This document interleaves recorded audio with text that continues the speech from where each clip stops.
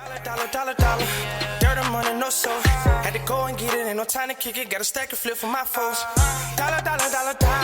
Please tell me you can hear me. Don't turn your back and don't neglect me. Just let me know if you need me. Dollar. Let me watch out for my partners. Keep my money long, get my team strong. Let me run away from my problems. All right, man, we're back. We got an old Measy video, man. We got the internet is finally turning on JiDion. Thank God. Somebody here got in our comments trying to defend him. I cannot defend anybody. They did what? That I personally do not know. I don't know how these people are outside of the internet. You know what I'm saying? I don't know what people's real agenda is. You know what I'm saying? Mm-hmm. So why would I defend anybody? Ty, I'm with you. I just read the same thing. I don't know what's happening. Yeah. But let's get it. Let's check it out. Let's see what it's about. You ready? Mm-hmm. After one of the worst documentaries came out about YouTuber EDP445, you would think that he would be who the internet is. Hold on. Zeno, you said, wait, in the U.S. are states really different? Yes. Yeah. Every state is different from the next state.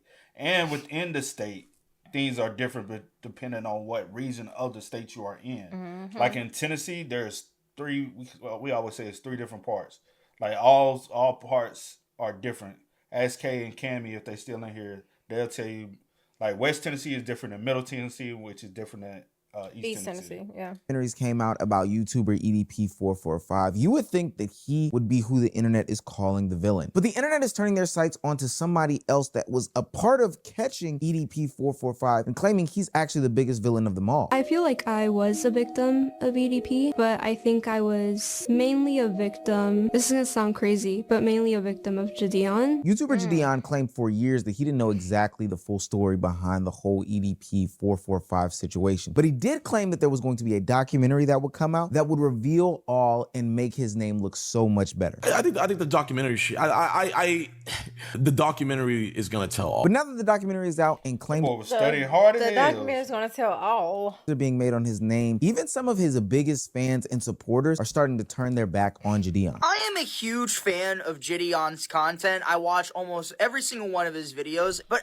and look how after watching the EDP445 documentary and seeing all the details that was released on how he and Skeeter Jean botched the EDP445 situation that they had, and the way that he treated the victim, Kayla Hoskins, it really is starting to make me question if JiDion is really a good person. And even though JiDion has come out making a big... about to be too quick.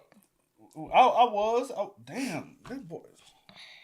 Video with receipts proving that everything that Kayla said wasn't 100% factual and that she's actually targeting him, there are still fans that are coming for his head because they're not really questioning JiDion's involvement in the content of it all when it comes to the EDP445 catch. They're asking themselves, has JiDion really changed and banned his old ways as a content creator for the better of him and society? If you're new to this and you haven't already, please hit that subscribe button. It's gonna go a long way. We're like really close to 185. I think we actually might get it today with this upload. You gotta be a part of that group that does hit that subscribe button. Now, back into the video. Look, I and other YouTubers have discussed the disgusting nature of the documentary that came out covering EDP445. Not necessarily because of how EDP445's actions were, albeit we can all agree that those were disgusting in and of itself, but the nature as to how they went about doing the documentary and the things that we discovered behind closed doors that got them to even catching EDP445. And this is where JiDion enters the situation. JiDion was a part of one of the first catches, or at least attempts to catch EDP445 in the act of texting underage people, but how he did it was very, and I do mean very, questionable based off of this documentary. I think I was mainly a victim of JiDion. I feel like I was his puppet because I was just like kind of doing the things he demanded me to do. He encouraged me to keep talking to him. This is Kayla.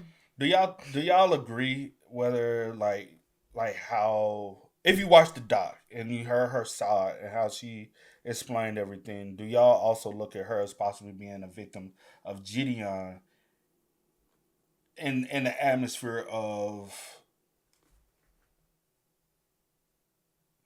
how I'm trying to put it? I think you could have just left it at that because we already know she's a victim of, oh dude, I can't even think his name. What's his name? EDP. EDP. Yeah, we already know, that. That's like, but do you also agree with her statements as far as that's what I'm saying. What's good? Welcome to the chat. Hey. See, is that Waiter? Walters. My bad. Cause with her age, and then you encouraging her to keep. You said how old was she when she necessarily didn't work with him, but she was 15. So Yeah. like that is it's sad because she didn't encourage anything to stop. I mean, JiDion didn't encourage it to stop. Yeah. He encouraged her to continue trying to trap him for his benefit, for his content benefit. Because me personally, I do agree with her. I do feel like she was definitely a victim of JiDion's as well. Yeah. Like, I just don't feel like he should have used her as to do whatever it was that he was trying to do. You said why they trying to do this to take the attention off of EDP? I don't think they necessarily trying to do that. Yeah, like that speaks for itself. I don't think no attention will be taken off of that. He's sick. Like, yeah. Yeah. A 15-year-old decoy who was actually a 15-year-old in real life that was used in order to catch EDP 445 in an investigation about texting a minor. Now, what most people don't know is you can't do that. You can't use somebody that's actually a 15-year-old, somebody who's actually underage, in order to try to get them, the person that is being involved in this underage act, caught up. You have to use a decoy. Like, that's a pretty common thing in this situation. People started questioning the morals and ethics of the different things that JiDion and Skeeter Jean would do in order to set up EDP 445 before they decided to roll up on him. The documentary raises tons of questions about how Kayla, her mother, the evidence, and the police were all handled by the dynamic YouTube content creation duo, all for the sake of content. Hell, even Skeeter Jean himself even says that they prioritize the content of it all, which would ultimately lead to a non-arrest of EDP 445. I think there possibly maybe could have been different results in this case if me and JiDion did not confront EDP or take the situation into our hands at all. You know, that way, obviously, there's no content there, so it's like, eh. And so while people were watching a documentary about a disgusting human being, they started to lay down the evidence, lay down the decision-making, lay down what brought these two to this point about how they would go about making this content. And it seems as though they found another villain in JiDion in a movie that was supposed to be about a villain EDP 445. The strangest part about all of this is that it is not just people who consume this documentary that know nothing about JiDion who are bringing his feet to the fire. Some of these people are actually fans. These are the people that actually give him the benefit of the doubt in these different situations, yet they are wanting to have questions be answered about the decision making and the choices that were made about this whole investigation that him and Skeeter Jean had. What really made me want to look into this story is because JiDion actually does come out and respond to all of the allegations that happened, but even in that response, you have a certain subsection of people who are still looking at him as if he is crazy. This tweet from a Twitter user says, one of these children was predictably groomed by EDP, and JiDion, instead of properly stepping in, used her as a decoy. Huge crime to use minors as decoys. So he could dress up in a cupcake costume with Skeeter Jean outside of EDP's dialysis center. Another Twitter user says, I honestly don't know what JiDion thought he was doing when he released his response. Hilariously bad. JiDion's week keeps getting worse. And I never thought about it like that. What they just said was like how he using an underage as a decoy. I never thought about it. Yeah, like, you did. Yeah, on the crime thing. But technically, that is criminal. That's you can't. Yeah, you can't do that. Because honestly, you cannot do that. Yeah, using a minor as bait. Yeah. No. And encouraging communication. That's just yeah. You gotta hold that L.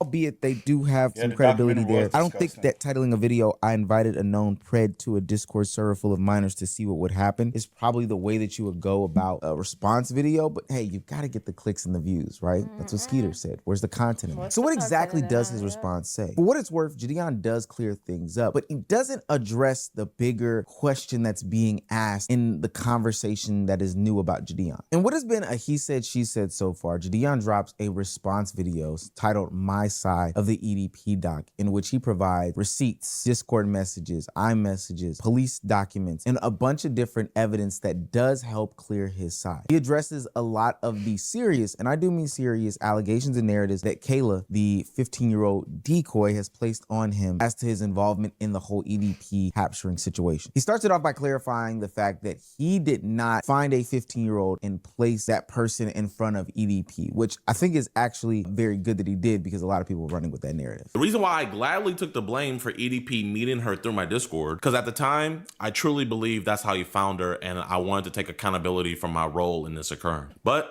as it turns out, Kayla herself in the documentary stated that she had already been messaging EDP before I had even ever added him in my own Discord. He also clears up the conversation about how the communication went down, and more importantly, who played a role in continuing it and how they did that. Now, but on some real spill, JiDion, you have to realize who your main audience is. And that's where I kind of side-eye you at. You know your main audience are young individuals. You know what I'm saying? Nobody is like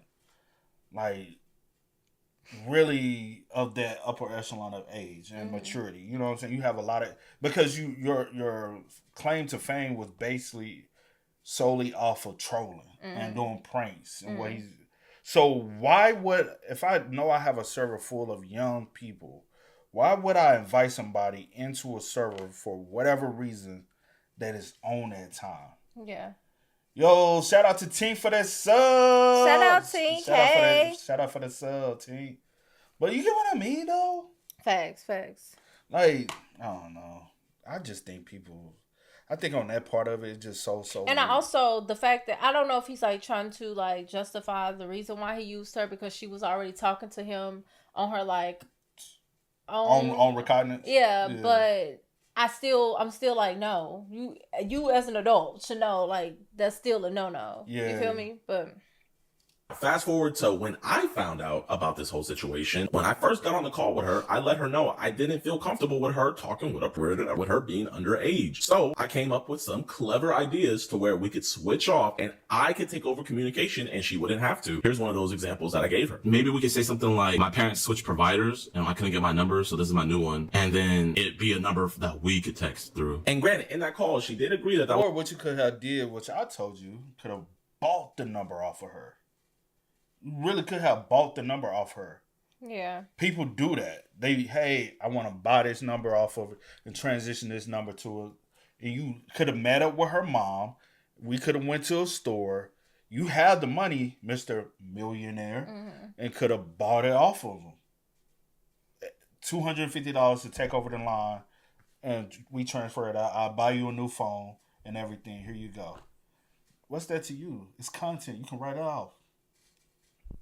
was a good idea, but she never gave over the communication to me nor Skeeter. Now, the thing that I would say to JiDion, and this is speaking to his past self, which in later videos he's claimed that he understood and would not do this going forward, is that at that moment, granted, EDP is talking to a 15-year-old, but you have to figure out a way to wipe your hands clean with this situation. Clearly, this is a 15-year-old who has some sort of fandom towards you, a fandom towards the community, all these different things, and how they're going about this is ultimately not going to be beneficial for you. So sure, you got the clicks and views in it of it all. EDP was exposed to a YouTube audience, but the moral and ethical questions come into play. And to be honest with you, rightfully so in some regards, but I just would have moved away from her totally and then set up a separate sting option for EDP 445 in a way that was done properly, as opposed to continue to play around or use a 15-year-old that is not cooperating with you. Otherwise, we end up in a situation where we're ending up in where there's no actual legal action, and now she is, again, I don't think this is right, calling you out for what you've done. The last two big takeaways from this to me was that JiDion disputes any sort of non-involvement with police. He says that he wanted to get the police involved, tried to get the police involved, got the police involved to some extent, but it just didn't go the way that he thought it would go. Kayla gave me case numbers and detective numbers to call. I called the detective number and it was disconnected, and it took me like till 3 years later to finally find out what police station she went to and everything. And she really doesn't have all the updates and everything, but luckily, since I deal with police so much, kind of figured it out and figured out where to look. And I can confirm that there is a case number associated with the account, meaning that there wasn't a report made. And also, not only was there a report made, but I confirmed with the police station that this case is currently with the FBI. Now, Granted, even though it's with the FBI, I don't know if they're still actively investigating it, and I don't know if they'll do anything with all of this, me personally. Now it's in a situation where he's totally out of But I feel like they would have if y'all didn't fuck up with what y'all was doing, bro. Damn. loop as to what's going on as opposed to being a part of the investigation. But arguably the most damning thing that he needed to clear up, he did when he went out and disputed the claim about him forcing Kayla to be the bait in the whole EDP sting operation. He actually breaks it down about it being her idea to volunteer herself as tribute. When I realized something was wrong, I spoke to a moderator in JiDion's Discord server. I explained the situation, and soon everyone in the voice call started asking questions. Someone told Insight about what happened, and he ended up joining the voice call as well and asked me if I wanted to be bait. Do you guys remember that VC call that I had showed you guys earlier? That's the VC call that she's alluding to. And the people in the VC were coming up with ideas to get EDP to come out in person. And then Kayla decided to give herself up as tribute.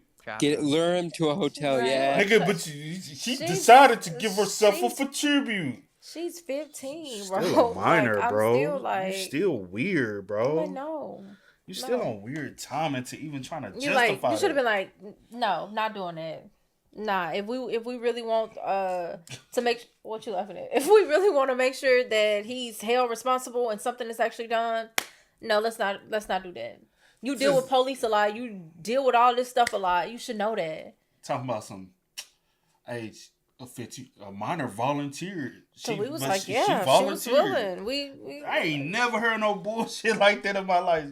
What you said, Bree, like that is crazy. Listen, I mean, to Insight. be honest, I don't mind doing it, and I don't think my parents would mind. Again, 15-year-old girl, I don't expect much. So now that JiDion has said his side with receipts and everything like that, it makes the situation look less black and white. Ultimately, it is a good thing that he had cleared his name of, especially like the decoy allegations and things like that. But a lot of the internet is still raising questions about his involvement, the morals and ethics behind the whole sting operation, and why he would do the things that he did. So you forced a teenage girl to keep interacting with a pred, potentially traumatizing her, so you could get your content, dress up like a Shout out to Ace Vane. No, I'm talking about right here. cupcake and go viral catching him. And the fat bag of is still free. King stupid. JiDion did this 2 years after Alex Rosen's sting and 3 months before his own sting operation on EDP. JiDion knew what he was doing at the time. This wasn't an accident. After that documentary, no one should even be trying to defend JiDion. Dude's a LARPer. And that's where the criticism becomes bigger than just Kayla. For what it's worth, pred catching is still content. You want the big reveal, you want the allegations, you want the dramatization, you want all of these viral moments. But what people have to understand is that's different than an investigation. And it's quite clear that based off of the actions, that's exactly what JiDion wanted. Less of an actual investigation, but more of a viral moment. Remember, Skeeter Jean even acknowledged that, you know, there wasn't any content if we didn't get involved, even if we fumbled the bag. For what it's worth, I do think that JiDion wanted EDP to be caught, but I do think that JiDion decided that, hey, the content is gonna come first. When you involve content in these serious matters, sometimes you throw away your morals and your ethics because there is a viral video, a clip, or a banger to follow. Now, normally people would chalk this up to this being years ago, but that's not the case this time either. Literally last month, JiDion admitted that sometimes that content can get in front of my decision-making and judgment calls, and ultimately the end result is worse than it had to be. You're yelling, you're under arrest for being disorderly. Freedom of speech. You can yell on the sidewalk. Didn't hear causing a scene. On the sidewalk. Yeah. Officer, how fast do you think this is going to get dropped? Do you really think charge me? Do you want to waste your DA's time? Call Jake and have him get my lawyer. Now, I've already covered the situation where JiDion got arrested last month while dealing with Skeeter Jean's grandmother. And I won't go back into that. If you want to watch the video, and you know, it'll all connect there. But ultimately, the story of the arrest isn't the biggest story in and of it all. It's his reaction to the aftermath of the whole situation that is actually very interesting. I've done a lot of just like inward reflection, and I just kind of came to realize, you know, what I was doing wrong. And also came to realize that truly your boy was spiraling, you know.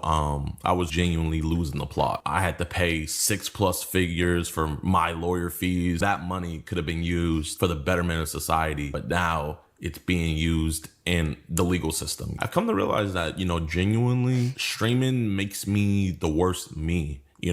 I think that's a very insightful revelation about JiDion and how the impacts of streaming and streaming culture can make content creators push things to a different boundary. A conversation that I think a lot of streamers and content creators should be having to themselves. In that same conversation, JiDion talks about how seeing a chat say that a stream is boring or unentertaining can make him push things to a different level and go further than it needs to be. And I think that that's ultimately something that plagues a lot of streamers and content creators. Bear with me for a second. If you've ever noticed in any of the streamer clips or videos or moments that are going viral, you will see that they will do something and then immediately after doing something outrageous or saying something outrageous, what is the first thing that they do? They go and they pick up their phone and they look at their phone for a second and they're quiet. The reason why they're quiet is because they are taking in how chat is reacting to said moment. And further down the line, if you notice, they'll do one of two things. They'll see a chat that's positive and say, hey, this is the lane that I should continue to go down. Or they'll see a chat that's negative and they'll try to switch up. And normally their switch up is, let me push a little bit further. That's exactly what JiDion is suffering from and what I think he's been suffering from for a long time. If you look at JiDion's prankster career, he has made a living and a name for himself, pushing the boundaries over and over and over and over again. And after a situation that got pushed to the extreme limits of somebody that he was pranking getting fired at Target, JiDion decided to turn down that whole lifestyle and turn to a Christian route. He wanted to ditch the prankster content. Yeah, and that's the thing, right? That's the thing, and that's the reason why with him, I don't know. You don't know how to take him. Yeah, for lack of words, because you start off as a prank guy, right? And then you was like, oh, I don't want to do that. But hold on, you ran up all the money with that and the following, right? Yeah. And then you got to a point where you was like, okay, this is getting out of hand. I don't want to do this anymore. So, and I'm trying to get more close with my religion. Nothing's wrong with that at all. Salute to you for doing that. But like a lot of people said, a lot of OGs in the YouTube game and in the content creation game said, hey, I knew who you were, and I know how you make your money. Unless you're willing to walk away from content, how long do you think he's gonna be into this lane? And I said, dang, that is true. Because you was like, hey, I'm gonna start doing Christian content. Everybody that watch you is not Christian. And everybody who watch you that is Christian might not want to indulge in that content. So with him, I was like, his views gonna drop. His views are going to drop. They did drop. So when his views dropped, I was like, all right, it's only a matter of time till he start trying to find something else to do. Because the money's gonna dry up, especially the money he's doing, right? Yeah. So I think he tried to find another lane he could do to say in his heart he's doing something good. Yeah. But you're only seeking monetary gain. Because the first thing you want to mention to people is I'm a multi-millionaire. So you're not doing it for the true cause and reason. Yeah. You're doing it for monetary reasons. And so I don't know who he is deep down. As an individual. Because money drives you. What about you? What about me? I'm saying, do I agree with what you said? I agree with what you're saying, and I agree with what Omeezy said as well, and I think you said it, but whatever, with the content thing, I feel like he gets lost in it. Like, and the content, and you lose what the actual goal is. And I think that can be a dangerous thing for a lot of people. But his actual goal, I think, is purely money based. Well, what the goal is that you seem to be pushing. You seem to be pushing like, that's what I'm saying though. But you put out there as though you pushing this goal or whatever the case may be to be this good person and to catch these people and to clean the streets up. You know what I'm saying? But I don't know if it's like genuine. I don't think. I agree. I don't think he's a genuine person. turn down that whole lifestyle and turn to a Christian route. He wanted to ditch the prankster content and pick up a Bible. And I'm not questioning that pathway that he went down. I think it's actually very admirable that he decided to put that lifestyle away. But ultimately, maybe it was due to chat. Maybe it was because there was this good thing in catching these people that text underage people that he thought was going to be good for him. The extreme content ultimately crept back into his life. Instead of messing with strangers, he decided that he was going to expose these people who are doing these heinous acts. And again, while that is admirable, there's still an element of confrontation, conflict, and other things that still calls for a push to be had. But ultimately, in the lane of the pred catching field, there are some levels of danger that are involved in it that I don't think JiDion or these other people really realize. You see, a prank video can get JiDion kicked out of a grocery store or, you know, a public facility or whatever the case may be. But a pred catch can involve way too many people on serious things and serious allegations. And if fumbled and not done properly, you can ultimately end up in a situation where you've done all this work. Maybe you've got the public embarrassment of it all, but ultimately you just have one more pred walking the streets, not necessarily facing the justice that they should be facing. So when Kayla's allegations came out right after JiDion himself admitted that content can make him push situations further, people started connecting the dots. The content changed, the intentions of it all changed, but people are really questioning whether JiDion's instincts to push the content further ever did change. And that's why JiDion can have a reasonable response to the things that he was involved in with the documentary and people still not want him back. For what it's worth, JiDion's response to the whole situation does clear up a lot of different things. He said that he would take over communication. He said that he didn't push her to the point of, you know, being the decoy. He didn't place this 15-year-old in front of EDP as a means to like use her as some sort of bait. And for what it's worth, I think that that context matters and it should be spoken about. So this isn't about saying JiDion secretly never changed or that his intentions with EDP were evil. That's not why people are turning on him. They're seeing a pattern. JiDion became famous by pushing situations further for content. He eventually tried leaving that behind through Christianity. Then pred catching gave him a reason to make extreme content again. And now we're seeing what happens when the same instincts exist in situations where the consequences are much, much more serious. Skeeter Jean can admit how the content of it all affected their confrontation and approach to EDP. Hell, JiDion wore a full-on cupcake outfit for the confrontation. If that's not screaming content, then I don't know what is. The 15-year-old decoy, Kayla felt as if she was used by the whole process. And just weeks before the whole documentary released, JiDion admitted that entertaining an audience, reading that chat, can get him to do things that he would normally not ever do. Put those morals and ethics away for the content that's supposed to live today. So maybe JiDion did genuinely learn and grow as a person, but now people are questioning whether he learned when that camera needs to be turned off. That's true. That's true. That's true. That's true. Yeah. I don't know, child, but yeah. Maybe one day he'll realize. But maturity also does come with age, though, bro. I would in life experiences, but also I think not for everyone. Let me. Oh, go ahead. I'm gonna say, but also, I was just gonna say sometimes when people have money, and they have an abundance of money so early, they feel as though nobody can tell them shit, and so their learning experience falls behind. Yeah. So they're not maturing at a rate because they think they already know. And sometimes it's what they have to take is them losing it and going through a time of that to be like, damn, you know, I really fucked it up. I don't know. Sad though. Sad, man. I don't know. At the end of the day, I still shouldn't go out for the fact that EDP is a monster. I do salute some prayer catchers because we have been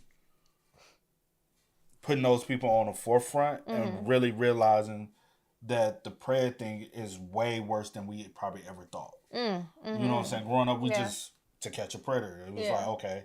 But now it's like, damn, it's actually 10 times worse. Yeah. So I think that's the good thing about it. We realize it's way worse than what we thought it was. But at the same time, y'all are not doing it simply for the process of locking people up. Y'all doing it for monetary purposes. Personal for the gain. content. Personal gain. Yeah. But y'all spam us up. Y'all let us know y'all thoughts about it for us in the comments down below. But until next time, y'all know how it go, man. I do go by the name DJ New Kid. This is Sierra Nicole. We are. Kid and We C. are. Go and get it, ain't no time to kick it. Got a stack of flip for my folks. Dollar, dollar, dollar, dollar. Please tell me you can hear